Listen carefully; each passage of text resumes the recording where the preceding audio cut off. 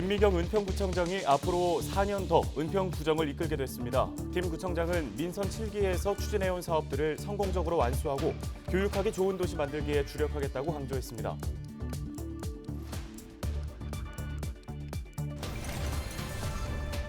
이기재 양천구청장 당선인이 최근 이슈가 된 김포공항 이전과 관련해 공안으로 인해 피해를 보는 주민들에 대한 제대로 된 보상이 우선이라고 입장을 밝혔습니다.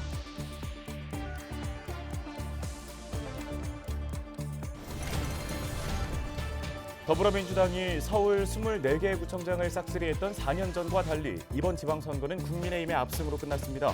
양천 주민은 변화를 선택했고 은평구는 민주당 강세 지역임을 재확인했는데요. 이슈앤피플에서 관련 내용 짚어보겠습니다.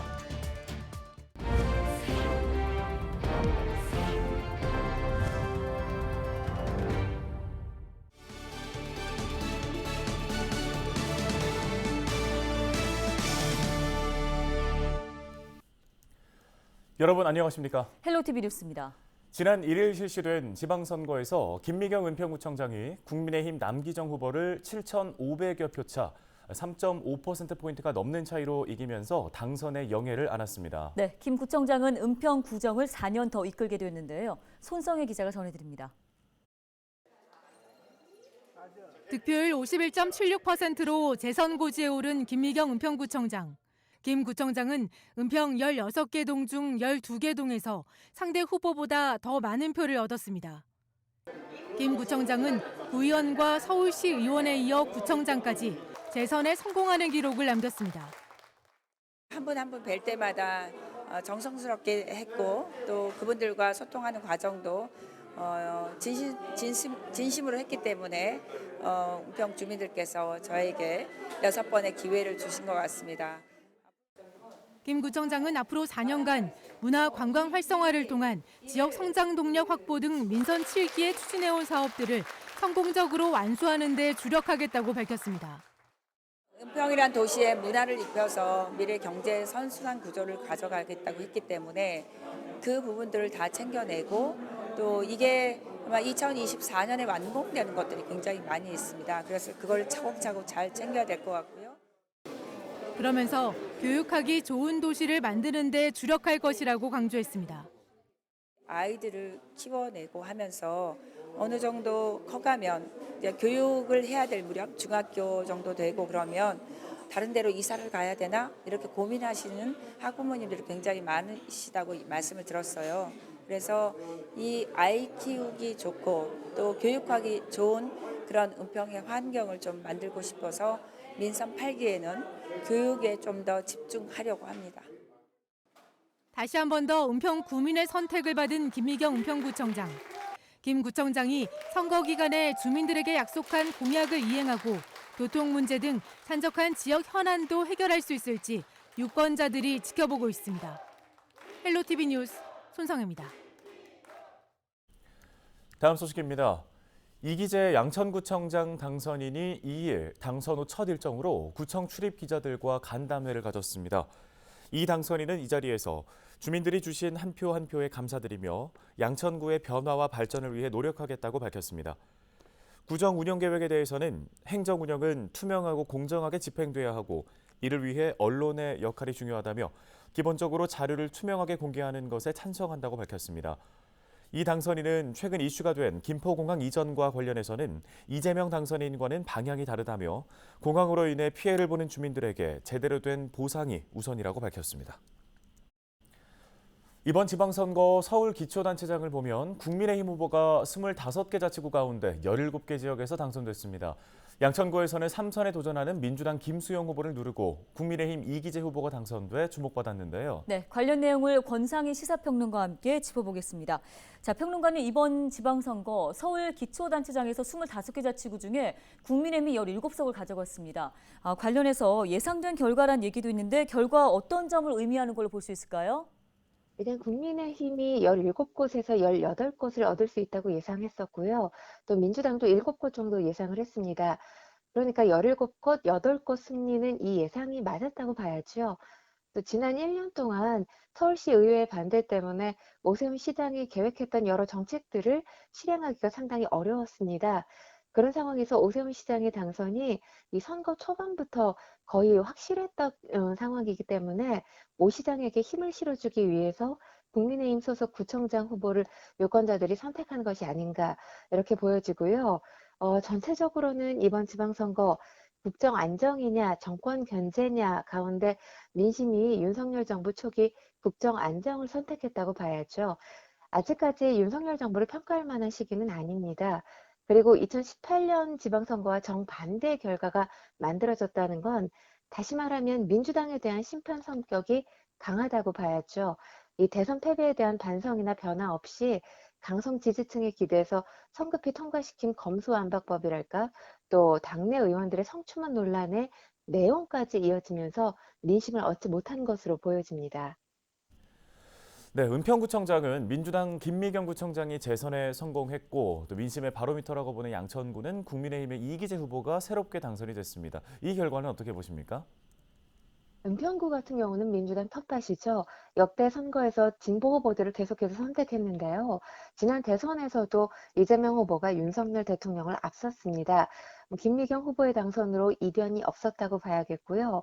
양천구 같은 경우도 진보 진영이 우세했고 또 3선에 도전했던 민주당의 김수용 후보가 패했기 때문에 이변이라고 할 수 있겠지만 지난해 4.7 재보궐선거에서부터 대선까지 보수 후보였던 오세훈 시장 또 윤석열 대통령이 승리했기 때문에 이런 흐름이 이번 지방선거에서도 이어졌다고 봐야 됩니다.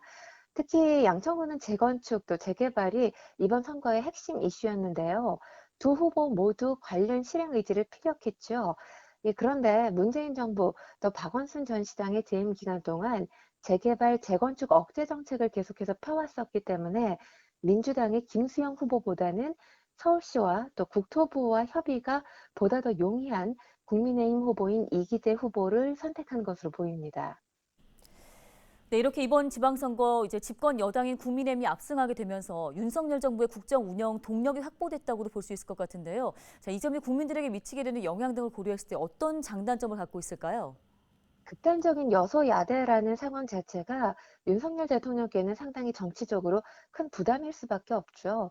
이 정부가 계획하고 있는 여러 정책들을 실행하기 위해서는 민주당의 협조가 절대적으로 필요한 상황에서 만약 발목 잡기가 계속될 경우 자칫 다음 총선 전까지 식물정부 또는 식물대통령이 되는 위험 부담이 발생할 수밖에 없는데 그럴 경우에 그 피해는 온전히 국민 몫이 되는 거죠.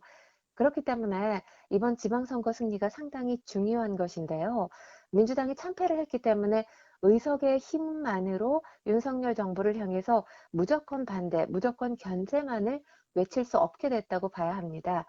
하지만 선거 승리를 계기로 강하게 국정 드라이브를 걸 경우에 여야가 충돌하는 모습이 자주 발생할 가능성도 있어 보입니다. 네, 알겠습니다. 오늘 말씀 여기까지 듣겠습니다. 권상희 시사평론가였습니다.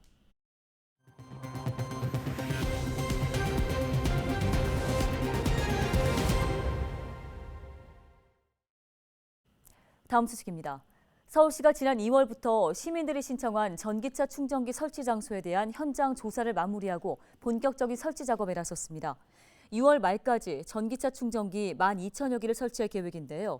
시는 올해 환경부 등 유관기관과 함께 전기차 충전기 35,000기를 보급할 계획으로 이 중 약 22,000기는 서울시의 보조금으로 설치합니다.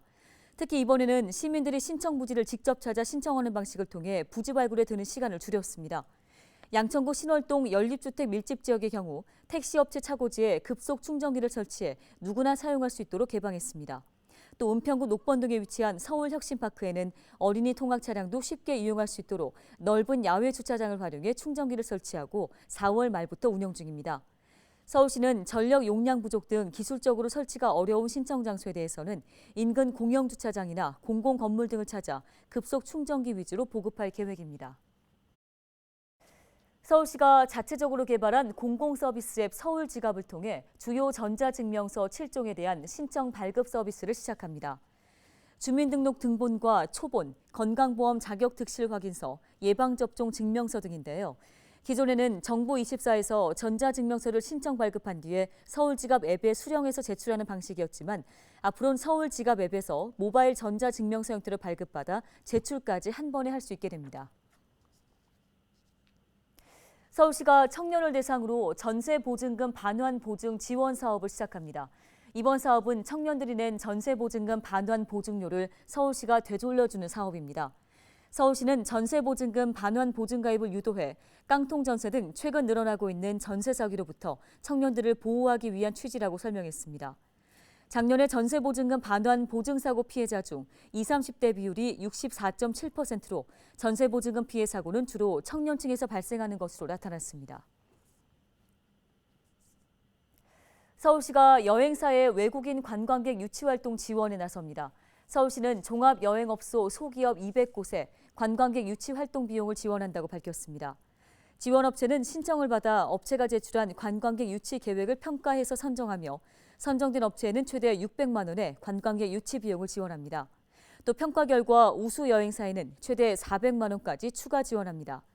지원을 원하는 업체는 6월 14일까지 서울관광재단으로 신청하시면 됩니다.